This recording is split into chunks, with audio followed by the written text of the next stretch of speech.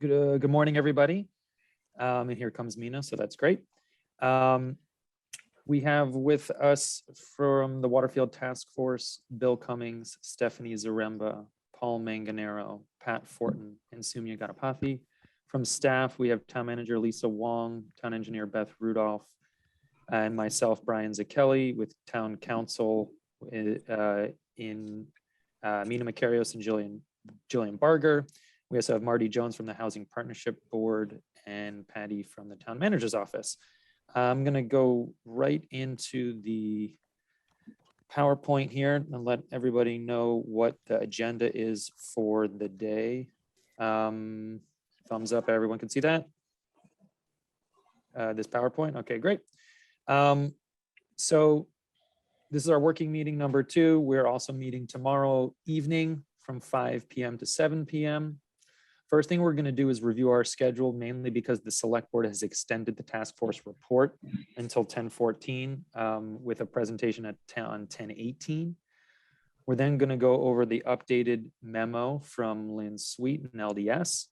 Then there were a number of task force questions that were written by Pat Fortin for discussion. So we're going to go through all of the revenue questions that everyone that Pat had sent out and that is posted on the website and has been sent to everybody.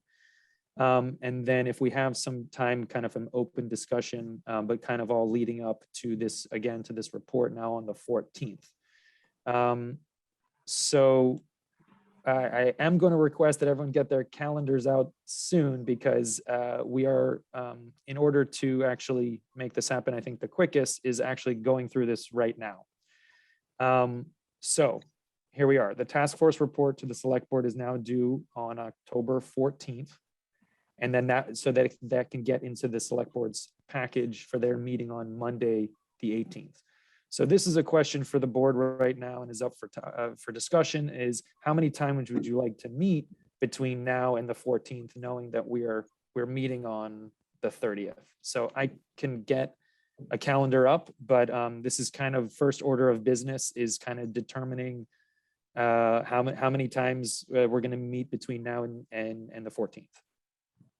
So I'm going to get a calendar up in just a second. Does anyone have any thoughts at the moment on throwing something out there in terms of how many times you would like to meet over the next 2 weeks? Because this week we're obviously meeting today and tomorrow, so then we have 2 more weeks to do that. And I'm going to get a calendar up. So does anyone have any thoughts about that? Stephanie, go right ahead. How long do you anticipate, Brian, that third bullet, staff consolidates all reports with attribution and adds comments / clarifications? I don't think we need to meet between drafts and you doing that, or staff doing that and disseminating it. So how long do you think that will take? So the staff that would be reviewing this at the very least would be Beth and I, related to so this is basically the findings. So this is just, and we will put comments. We're obviously not going to be touching anyone's recommendations, but the idea is just making sure that those findings are in line with the staff is going to comment on that. I guess the final report is still yours, but the staff will comment in terms of how long that will take. It's going to be at least 2 to 3 people doing that. I would say a couple of days, not a full week. That's what I'm hoping, is that, and I'm just throwing Beth into the mix here with us, but thinking whenever that is, I believe we could, maybe do 3 days or something like that. I don't know, Beth's kind of not. Yeah, I mean, the findings piece, I think, is like Brian said, is fairly easy in terms of review, and there'll be some work like compiling the document, but like Brian said, we're not going to comment on the recommendations, because obviously those are the recommendations of the task force. But I assume it'll be like, if all 5 of us make a similar finding, you're going to group them so we can look at them all together. It sounds, so to your question in terms of how many times we should meet, I think given our progress, we will need at least 2 meetings after that part of the process when we see that consolidated version. So if that's going to get to us sometime around like the 5th or the 6th, we're probably going to need at least 2 meetings tucked in between like the 7th and the 14th. That seems to make sense. So you're assuming then that on the 30th tomorrow that we're getting draft reports from everybody? I thought that, I was just saying that based on, I thought the slide you just had up said drafts tomorrow. Well, yeah, the draft, I mean, the only way that this is going to work is if the draft reports from every individual gets given to staff, you know, like I said, with that 3-day turnaround. So the goal is to get the reports from each individual as soon as possible. It was, you know, originally that was going to be Thursday, the 30th. If we could do that, if we could get draft reports that will change, but just draft reports from every member tomorrow, that will allow staff to finish any type of review by the middle of next week in terms of at least those initial. So then I think that does make sense, so that we would meet twice between the 7th and the 14th. So maybe it's later in the week next week, and then the beginning of the week the following week. So maybe something like the 7th and the 11th or 12th. Does that seem reasonable? So I would do, if we meet on the 11th, that would give you enough time if you wanted to add a second meeting that week in order to get things finished for the 14th. Is the 11th okay for everybody? I guess. October 11th, it's a holiday. It's a holiday, yeah, Oh, sorry. geez, yeah, not the best then. So then Yeah, why don't that's we your do the calendar, 12th? Brian. So then, yeah, sorry, I should, well, this is just my planning board meeting calendar. This isn't my, seems a little empty because it's just planning board meetings. Brian, are you looking for during the day or for the evening for the meetings? That was kind of my first question for the group. And I think that it's really day dependent. So let's go on the 12th. I thought we were assuming- talking about the 7th, doing something late in the week and then having. And then on the early in the week. So Yeah, then, so- so then Okay, so Thursday, I- let's start with Thursday, the 7th then. Okay, I have a 6 o'clock commitment that night if I'm valuable to being part of it. So just an FYI. Okay. Sumia has Well- her hand up too. Sorry. Oh, go ahead, Stephanie. I just noticed that Sumia has had her hand up for a while, and Gotcha. Sorry, I'm too many screens open. Sumia and then Pat. Brian, I just had a quick question for the drafts. Do we need recommendations for the drafts or just findings? I mean, the hope is that it's as final as you can make it. Okay, But just to know that the staff would not be reviewing the recommendations. We would just be Okay. giving comments on the findings. got it. Pat and then Paul. I'm out on the 7th, the whole day. I'm on the Cape. We acquiring a company on the 7th, so I'm completely useless on the 7th. Okay. How about the night of the 6th? Night of the 6th or morning of the 8th is really then when that's what we're looking at. That will allow it. That will just allow staff to at least get a chance to review. So how about that? The evening of the 6th or the morning of the 8th? I like morning of the 8th just my 2 cents. I can do the 6th if I have to. I just have to change something. I could do the morning of the 8th easy. Yeah, the morning of the 8th works better for me. Morning of the 8th better? Same. Anybody? And for me as well. Let's just get that down. So Patty, we're gonna do, why don't we, is this time good for everyone? Like a 10 to 11, 10 to 11:30, something like that? Yes. would it be possible to do 9? I can do 9. Is earlier better? I That's fine by think, me. okay, why don't we do just to put a placeholder for 9 a.m. and from, I guess, 9 to 10 on the 8th. Or 9 to 10:30, but like put a placeholder there, but guaranteed 9 to 10. And if it goes over to 10:30, that's fine. So put that on your calendar for Friday the 8th at 9 a.m.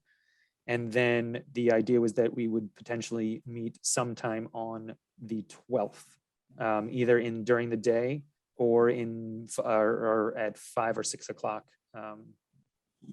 And Paul, why don't you got your hand up there? Yes, yeah. I'm just making a comment reference to tomorrow's deadline for the drafts. I'm hoping we get the information a lot of us here requested. So I think we should maybe, I was hoping to find that out first before we talked about a timeline of meetings and stuff. But I could probably have something done as long as we get some of the questions that have come up from different various members and stuff. If not, it'd be difficult to really put together a true opinion. So I was hoping, I know we had some emails from Pat, from Sonia. Yep, from we're going Enzo. through we're going through all of those today. And Okay. then we've answered those questions. The questions that we have not answered are the parking questions from Pat that we just got yesterday. Mhm. But those will be answered at these subsequent meetings. So, and questions from Enzo are also going to start to be answered today as well. So every question and Sumya as well. So every question that has been asked of staff will be answered. Okay. Okay. Is it unrealistic to think, though, can we have until Monday morning then to submit the material, and then that would give If the you, staff? yeah, so if you submit Monday morning of the 4th, Yeah. and then that is possible, because then that will give us time to meet, because we're not meeting until the 8th. So I think that is okay. That gives enough time for staff. So then do we need to meet tomorrow? I guess it Tomorrow, depends what we tomorrow I resolve would today. like to go through a lot of Pat's parking questions. There are a lot of complex, far-reaching questions that were extremely well thought out that Pat had sent that people want to know the answers of. So I Yeah, think no, that that's makes gonna, sense. Yeah. I think that's going to be more of the focus of the longer meeting. Not the whole meeting, but more of the focus is centered around those questions. Okay, then that makes more sense too for Monday's deadline. Appreciate it. Okay, deadline for reports is Monday morning, so that we can at least review this. So not close of business, please. If, Monday morning, 9 a.m., so that we can at least start working on that to get something to everyone, maybe by the 6th or the 7th, leading up to the 8th. So that's a little bit of logistics there. So then we're meeting on the 8th, and then the next decision is when to meet on the 12th, and then we'll go on to our next agenda item. So the 12th, we could do an evening meeting like 5 to 7, like we've done in the past, or we could do some other a morning meeting or otherwise. So let's just first go to what should we do, at evening or during the day on the 12th? Well, I like days or mornings. More feedback, please. The only time I could do during the day on the 12th would be from 1 to 2 o'clock. My work schedule on Tuesdays is quite busy. Well, that's pretty limiting. 1 to 2 Yes. on the 12th. Are people available? If not, we will move to the 13th, but it makes it a little harder to make changes before the 14th. So I could do the What evening. about 5 o'clock? yeah, what, 5 to 7 on the 12th? That I could totally do. I just, during the day is tough. Paul, I know you have some conflicts in the evening as well there. Yeah, I can do 1 to 2 though. You can Yeah, do I one can to do two. 1 to 2 as well. I can make 1 to 2 work if that's the only option. Bill, I can as well. let's set that. Okay, we're done with the scheduling. We're going to be meeting next we're meeting next tomorrow, 5 to 7. We're going to meet on the 8th from 9 to 10. And then we're going to meet on the 12th from 1 to 2. Okay. I could, sorry, I'm actually free till 2:30. So if we go over, that 12th will be getting close to the end of the report. Correct. All right, so I'm gonna go back here. So these are basically gonna be, it looks like they're gonna be 90-minute meetings, an hour. We're already 20 minutes into this one. An hour is very short. So we're gonna kind of shoot for 2 90-minute meetings. Okay. So this, we've already decided, this is like a first draft, but we need everyone. We're gonna have that on, what is that? On the 4th, right? We're then going to consolidate and to distribute to everyone, and then we'll be discussing that and finalizing those report over those 2 meetings. Okay. So we're moving on now. Oh, does someone have a question before we move on to the LDS memo? Okay. So in the last meeting, there were three specific questions that Lynn was supposed to look at and has subsequently written a memo and has been sent out. These are the three questions that she was supposed to tackle based upon the last meeting. Lynn, I do have your memo up, so it may, handy, and I can put it up whenever you're ready. Lynn, why don't you take it away and let me know what you'd like to see. Hi, good morning. Sorry, I didn't realize I was on mute. So what I do want to bring you through is one sort of detailed analysis of how the waterfall is determined. And then I think at the end of this presentation, we will look at 3 or 4 different scenarios that you have asked about. So essentially, and hopefully what this does is put all of the revenue into one place. So basically it starts with establishing what the project value is, and that's based on what net operating income is. So we have provided a year 1 to 15 sample operating pro forma under the scenario that the 80% units become LIHTC units.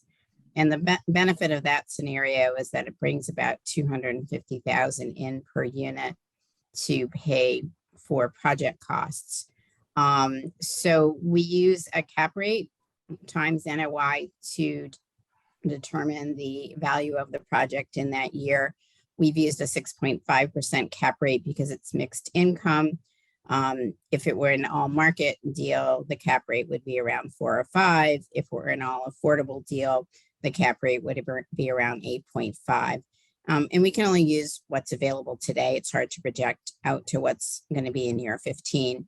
So it's just a simple division in a sense, and the project value in that year is deemed to be 18 million and change. Then we have to look at what kind of debt is left on the property that needs to be subtracted out of that value.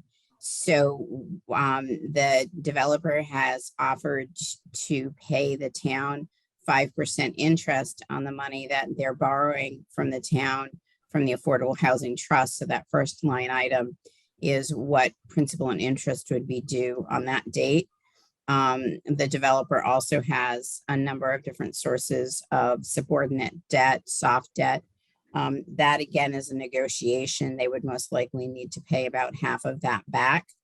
And then there is the traditional bank debt, which we're calling senior debt. So all of those debt sources total, as projected, close to 14 million. So if you subtract those from the project value, you get basically whatever money is left over. And then typically in year 15, you have to replenish the operating reserves, because even though you've been collecting money for reserves all along, chances are the capital needs of the building are much greater than what you have in reserve. And at year 15, if you're contemplating a refinance, the bank is going to do a capital needs assessment, and they're going to project from the closing to year 20 what capital needs are needed for the project. So they're going to want to put money back into the reserves. And so that brings you down to the bottom line of, once that's done, you've got about $2.3 million. And then you have to pay, again, there's a negotiation when you bring an investor into the project of who's getting what. We've taken an average of what we typically see, which is 10% of that money goes to the investor member, meaning the company that bought the tax credits and invested the equity into the project. So all of this again is based on what's negotiated. I did give you, I think, a handful of different terms, so you can see that it is a negotiation. Every partnership is different. And so then going down to the next slide, we're starting with, well, what when we go to refinance the property, we're going to refinance the property based on how much debt the project will support. So you're going to try and get as much debt as you can. And that's again based on net operating income. So this 14 million is the new loan that you could get with the property. So we're taking everything out of that, meaning paying off all of, the debt, the reserves, the investor member. And this brings us down to paying off the, how much money is left over to pay for the loans that were on the earlier sheet. And so the way that the lease is currently structured today is if there is a capital event, the developer gets 85% of the leftover proceeds, and then the town gets 15%. Kind of how does this all fit into the big picture? So if you want to go down to, and this is assuming again that the town is going to get 99% of the Affordable Housing Trust Fund debt paid back to them. So the next chart is basically showing, who's getting what at up to year 15. So Civico on a yearly basis is due an asset management fee. I think it starts at either 15 or 20,000 a year. And this is not labeled. This may not be the most current memo. So this parking investment is simply the developer being repaid the deferred developer fee that they are paying to build the parking garage. So it's a reimbursement and not a return on building the parking garage. And the developer fee and overhead is typically paid from closing through certificate of occupancy. We've discussed that before. It's based on a state formula, but the caveat is if the project runs over budget or doesn't deliver on time, those extra costs come out of the developer's fee and overhead. So this is again kind of a maximum number the developer can get. And then the cash flow number is based on a negotiation. If the investor wants more cash flow, that number could go down. So I did want to kind of put those caveats in there. And then the 85% proceeds is the next number. So from year 1 to 15, based on what we know today, the assumptions that we've made today, the income to Civico could be around $6.8 million, assuming everything goes as planned. And then over that same 15-year period, looking at what the town's revenue stream would be, the initial lease payment that's been negotiated is $1 million. There's one-time building permit fees of around $200,000. The investment in building the parking garage is 2.8. The estimated real estate taxes to the town over the 15-year period, roughly $3 million. And then that yearly supplemental base rent, meaning I think it's 10% of whatever the cash flow is on a yearly basis, is $300,000. And then that first calculation from the prior chart of the 15% to the town in the event of the refinance. So the basic proceeds to the town would be 7.7 million. That's the cash that the town would end up in year 15, which actually, the value in the cash is actually higher than what the developer is getting.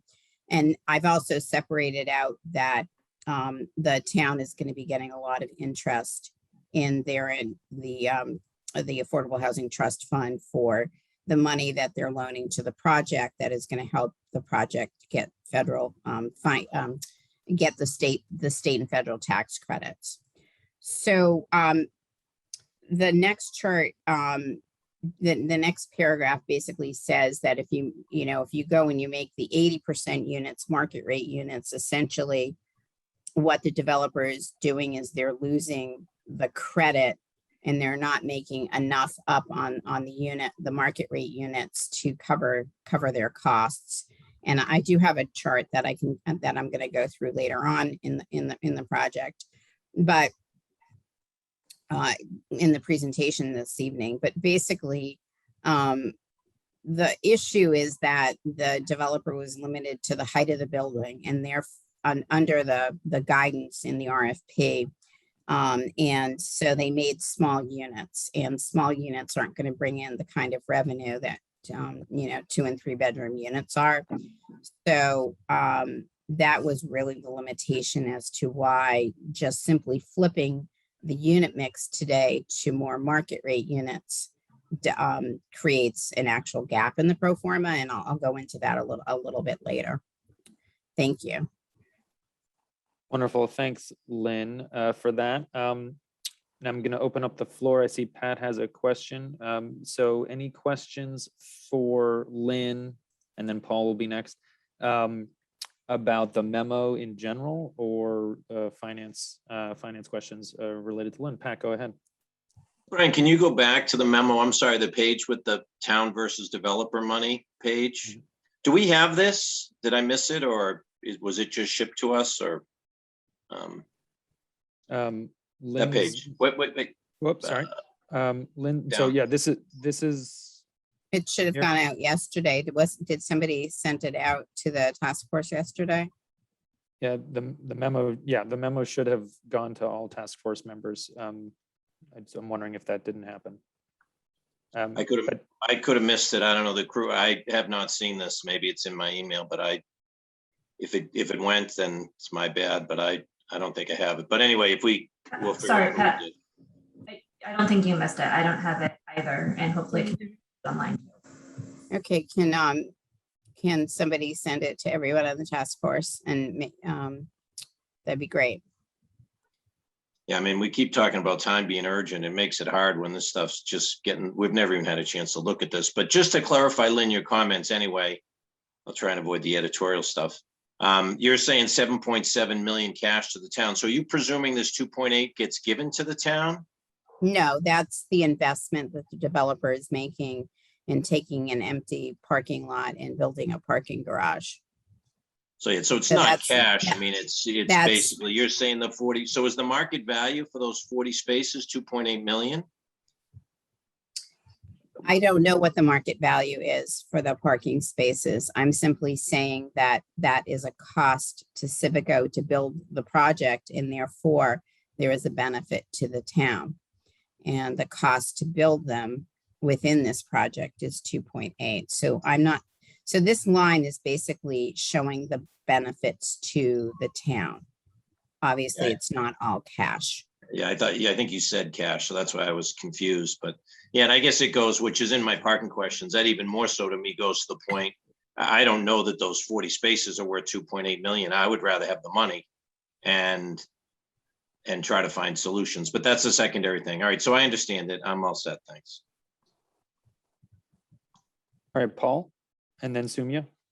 Thank you. That Pat took my first question, so that's not cash. That's just a structure. And the initial lease payment of $1 million, we're giving $500,000 back from the fund, correct? Is that shown anywhere? Yes, that's where you see below the town, the 500,000 at 5% interest. That's going back to the Affordable Housing Trust Fund. The 500,000 plus at a rate of 5%. Right. Okay. All right. And then my last part of the question was, so if I understand this whole deal correctly, the town still owns this piece of property and this structure. We're leasing it for 99 years. Then why are we charging ourselves real estate taxes?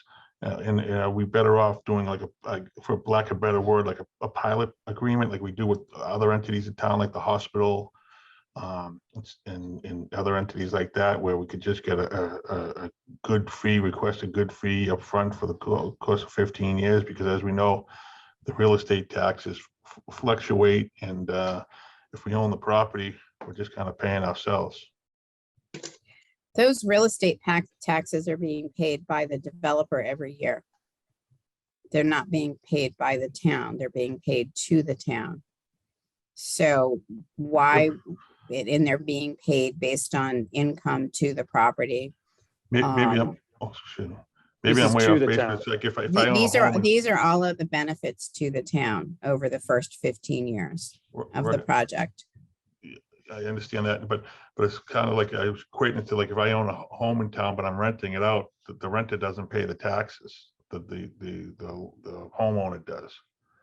I guess, In am I this correct in- particular instance, the developer is paying the real estate taxes. The town is not paying the taxes under a ground lease. Because the developer owns the building in the structure. The town owns the land, the developer owns the building, and they pay the real estate taxes. Okay, And- that clarifies it. And Paul, just to add, the town's fee interest, the part, the actual land owned isn't taxable because it's municipally owned. So it's really only the fact that the private developer is building on it that makes it taxable and generates that tax revenue. Okay, thank you. Right, today it's not generating any tax revenue as a parking lot to the municipality. Okay, Paul, any further? No, thank you. Sumia, please. Hi, Lynn, I just had one question about just the unit ratio and if it may affect the pro forma or not by changing the studios to 1-bedrooms. If that would change the financials of this agreement significantly. The studios to 1-bedrooms, meaning an affordable studio to a Yeah. 1-bedroom. Yes, just make the affordable studios affordable 1-bedrooms instead. There is more revenue from changing a studio to 1-bedroom. The problem is the structure as proposed today wouldn't work, so that you would have to go up to accommodate that. So, though I think just, they could look at that they're refining the design, right? This is a conceptual design. Yeah. It's tight. They may not be able to, change studios to 1, but if the task force wanted to recommend that they try as they're going through that, I know that the Winchester Housing Partnership Board had a lot of discussion about preferring 1-bedrooms to studios if we could get them as well. So I don't think it's inappropriate to ask them to try. You just can't be assured of that till they really, really dig into the specifics of the design.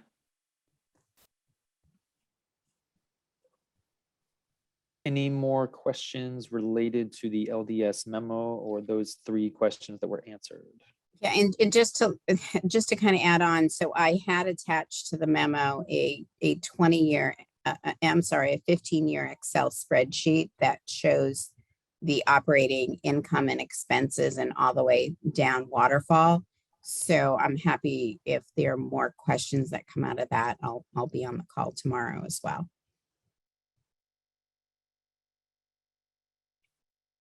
All right, I'm gonna go back to our agenda, which is talking about a question and answer from, sorry, these are task force questions. So these are questions that were given to staff by task force members, Enzo Braccianato, who's part of FinCom, and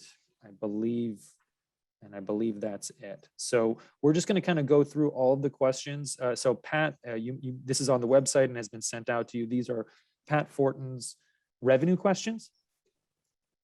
So let me just get this up. Okay.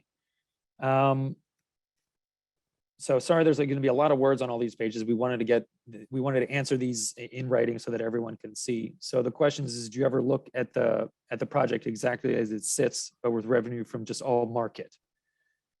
And the answer, as you can see here in red, is that we did not look into this as part of the current analysis, as in the spring of 2018, the town meeting approved the disposal of the property subject to the town's acquiring a restriction requiring their property to be used for affordable housing purposes. So from that 2018 vote, we did not look further into seeing what would happen from revenue as a market rate based upon this was set in motion in spring of 2018. Are there any questions? Pat, go ahead. Just so I don't kill myself with notes, will you get us these answers after the meeting? Yeah, so sorry, a little bit of logistics here. So all these questions, Pat, that you have answered, or you have asked, are going to be answered in this way and then put on the website and sent out to everyone as a PDF. So this is all going to be not PowerPoint. It's all going to be a low megabyte PDF that will be distributed. Paul? Okay, thank you. That's a good explanation. I would just like to bring it up to current times though, with the vote on in June of 2021. I think the majority is requesting more information on the financial analysis, and might be right or wrong, but I think we should show them all different possibilities there. And I'm still in the camp of I want affordable housing, but I think to settle the townspeople's needs, we got to show them what the land is worth in different scenarios. Or we're still gonna have the same issue. But that's just my opinion. Stephanie? There was an appraisal done that appraised it based on the restriction for use for affordable housing. Is that right? That's correct. And it's actually the subject of another question further down. I just want maybe Nina can clarify this. The referendum vote had the effect of not making the LDA effective. It did not change. There was no referendum on earlier town meeting votes. And so the spring of 2018 vote restricting this to be for affordable housing still stands. And town meeting would have to vote again to undo that. So I don't have any problem saying what the lot would be worth if it were sold to the highest bidder at market rate. But I do want to get clarity, hopefully once and for all, that it is not legally possible right now for the town to sell it for 60 market rate units. Is that right, Nina? Correct, absent another town meeting vote. Thank you. We'll go Paul and then Pat. And I totally understand that, Stephanie, but I think the reality of the situation, the present situation we are in, is that anything can be changed, except it would require another vote. But I think we put all the cards on the table and show the general public that, so they don't feel like they're being forced down one alley. And I think we could come to a fair and reasonable compromise. Pat and then Lynn.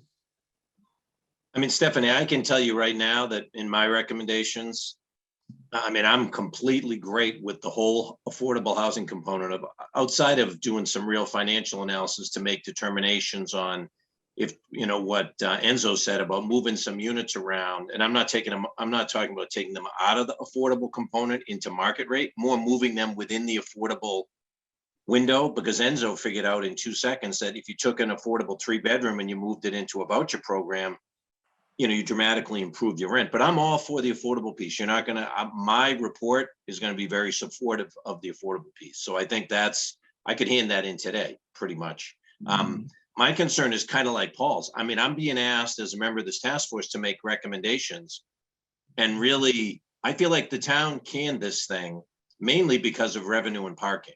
Whatever the town meeting does with that, it's their call. I'm not a town meeting member. I don't have anything to do with that. But if I'm going to make a recommendation to selectmen on what needs to be negotiated, it's really difficult when I have no concept of any financial metrics on anything outside of going back and saying, I have no clue about revenue. I mean, I think Paul's right. Whether we get it or it gets done, I think there needs to be better financial analysis, not necessarily intending to blow this up, but to try to let people make a decision based on options. I mean, we're going to have I don't know if Enzo's here, but what I've heard on the street is we're going to have overrides again this spring and maybe even again next year.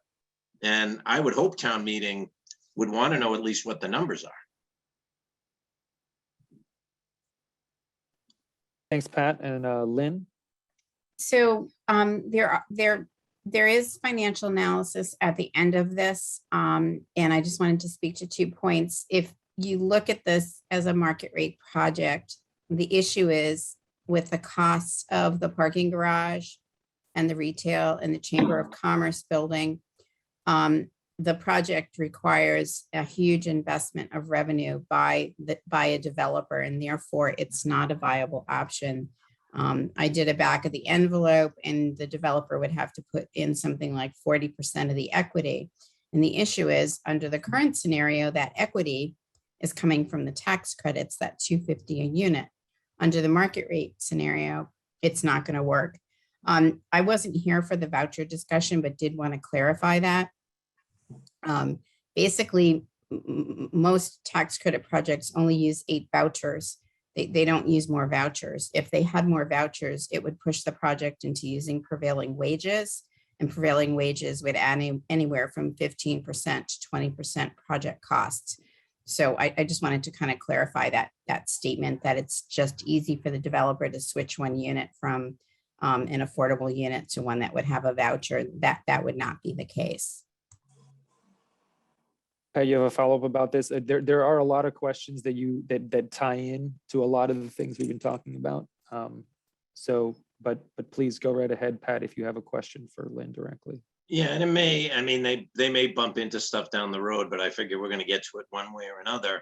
I mean, Lynn, I think you went to one of my concerns is that really, when you look at the RFP, it wasn't even a 1X, it wasn't even a discussion of revenue. So when this RFP was created, whatever it was 3 years ago, there was no revenue, wasn't even on the list, let alone a low rated factor. So a lot of those things you just mentioned, the Waterfield building, the open space, all that stuff, I think developers look at differently if revenue is a factor in this some way. So I think that creates a problem, at least for me, that the initial RFP had no concern about that, where clearly the community has a concern about that.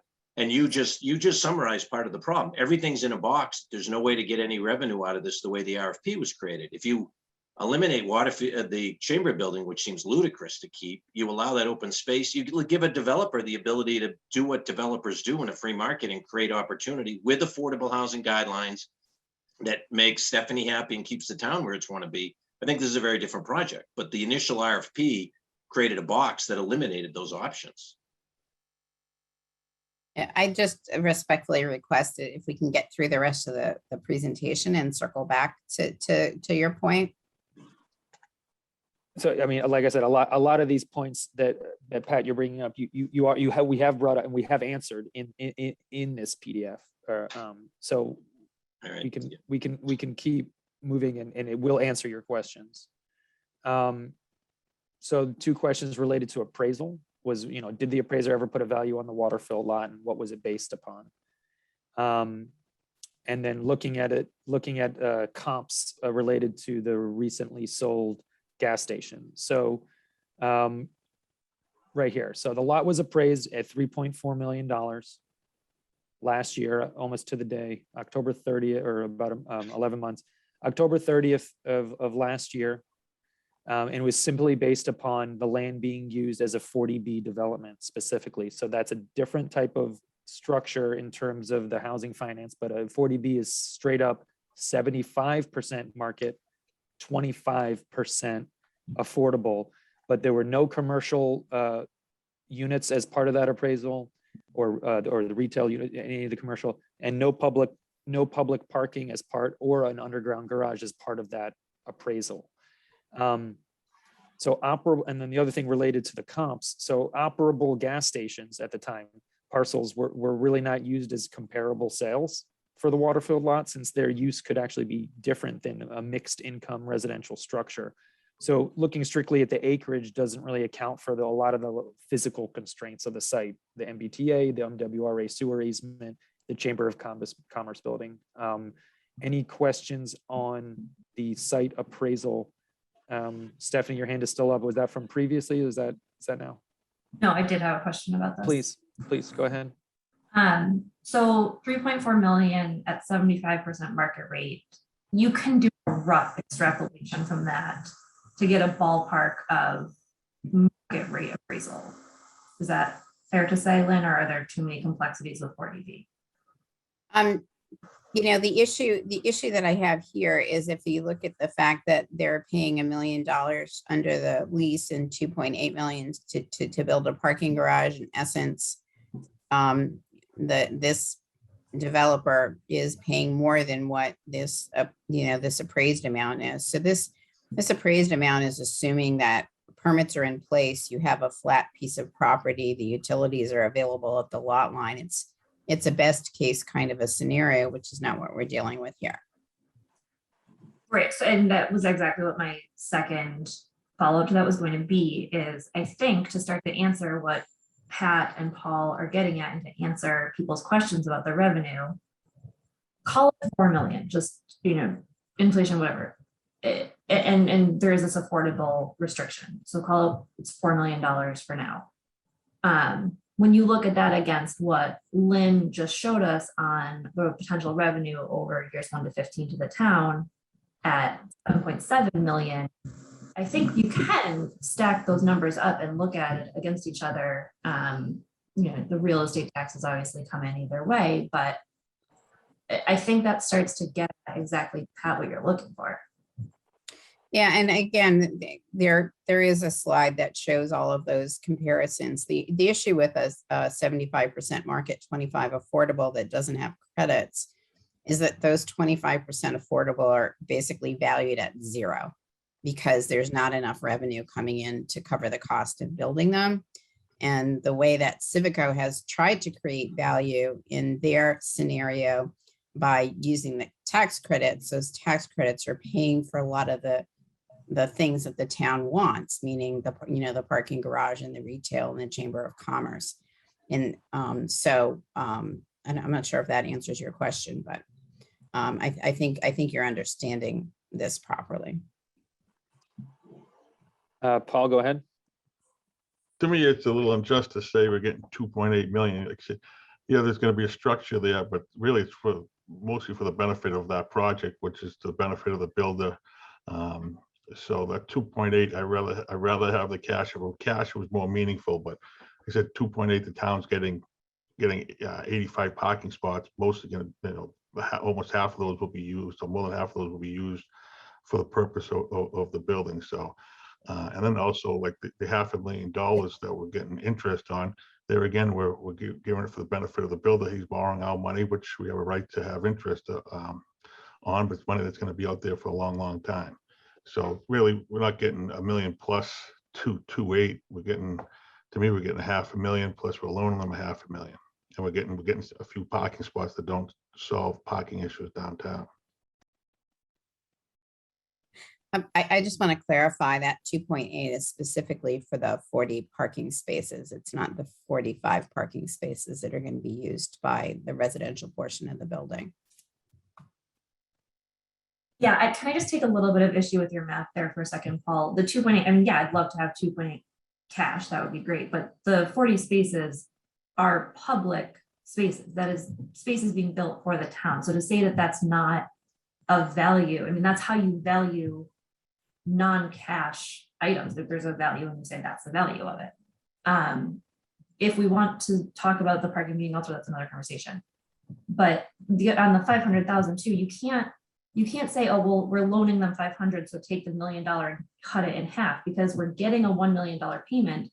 We're lending them $500,000 from the Affordable Housing Trust. That's not fungible funds. We can't use that for other things. It is specifically there and earmarked for this purpose. If we don't loan it out for a project like this, it sits there, it doesn't earn interest.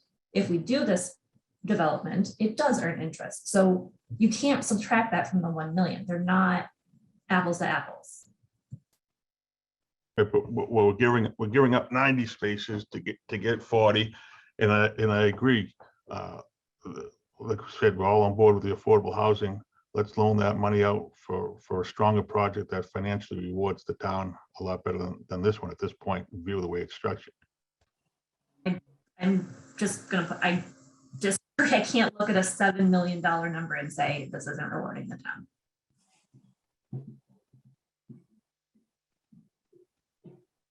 I think we're all saying good points here, but I mean, we're not going to obviously get through all these questions now, and that's fine. They have all been answered, meaning that we will send this out to everyone. But I still think that these conversations are good, and this is a good reason why it was extended a little bit, that allows some of these to kind of come out and be debated.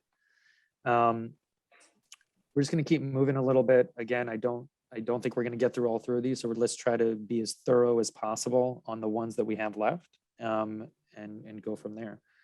So this is really a kind of Okay, so the task force is still waiting for financial analysis on the town's return for 99 versus other time periods.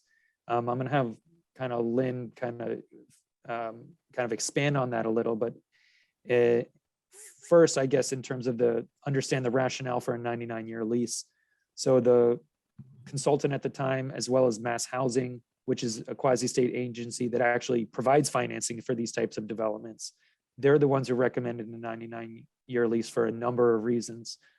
One of the biggest one being that it's standard practice for financing agencies. So the financing agencies that are lending this money, they're expecting to have this longer term 99-year type of lease. We also expect the buildings to have a long life as well. We want the building to be there for 100 years, so that should be managed as such while keeping that affordable component in perpetuity. One, and the last two things, it helps secure the sustainability of the building. The idea of, we don't want to tear this building down in 40 years. We want to keep the building alive and well. And just as a quick thing that most people will understand is funding to the town will certainly not be higher if there's a shorter lease in terms of going from 99 to some type of shorter lease. And now I'll turn it over to Lynn for any expansion of that.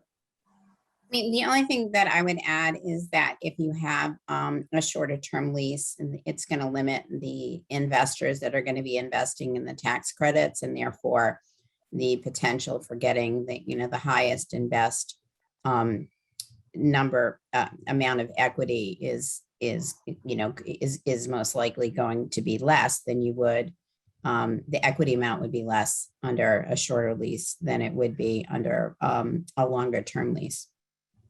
And I think that, again, when we sort of get to those slides later on, you'll see that, and when we sort of showed you in the waterfall, every 15 years, the property is going to probably be refinanced. And then 15 years after that, or 30 years after that, they're going to recapitalize the project with another round of tax credits. And so every time those happen, the town has the benefit of receiving income, as well as the yearly supplemental rent that it's getting as well. So it's not like it's a static lease that there's a one-time payment. There's income over the life of the lease to the municipality. Thanks, Lynn. Pat, go ahead. Yeah, see, Lynn, you're making my point exactly. I mean, the 99 years is irrelevant for financing because no one's financing for 99 years. I sort of feel like I don't want to play conspiracy theory, but this is written to slant in a different direction, because just business 101 says to me, wouldn't we rather have this back in 30 years and then we capture the cash out and we capture the rents and the town owns the building, keeps the developer fee, and then you add the 8 and the 7 together and the town's getting the combined income from it, from being a property owner rather than being a land tenant. This is a cash event every 15 years. So it seems very practical that you could do a 30 or a 45-year lease. I'm not expecting that all of a sudden there's going to be more money, but there's really not a lot of money. I mean, you're doing whatever that schedule was, it's a 20-year payment schedule there, and then it's a cash event. So this still doesn't really answer what would that value be? What would their numbers change? What would Civico's numbers change if we said this is a 40-year lease and then we own the property and then we keep all that money? That to me seems like would be what I would want to do. If I own this property, that would be what I would try to negotiate.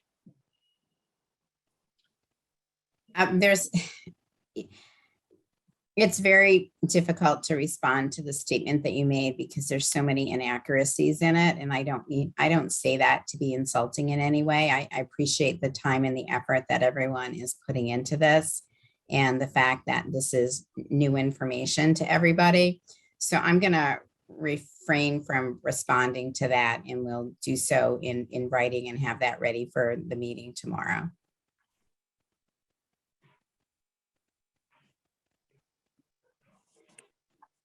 It's 10:57.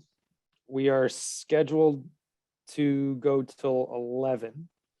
Let me see real quickly how many questions we are beyond. So there are another 9 questions and then 3 more FinCom questions. So we're clearly not going to be able to get to all of that. They're all answered, meaning in this this is going to be a PDF that's going to be sent out to anybody. It's really a question of what to do, what to do right now, because time is up. Could we review the answers and follow up on Thursday if we have questions to those answers? Certainly. Yes, assuming you yep. took the words out of my mouth, I think that's great. I mean, I love to discuss these, but I think if we have them, you might save yourself some time and we can go through them, and some of them we might be able to have the answers and then we just move through them. So I Right. agree. I think it's a good idea. Okay, so we will send out the already answered questions in PDF right after this meeting.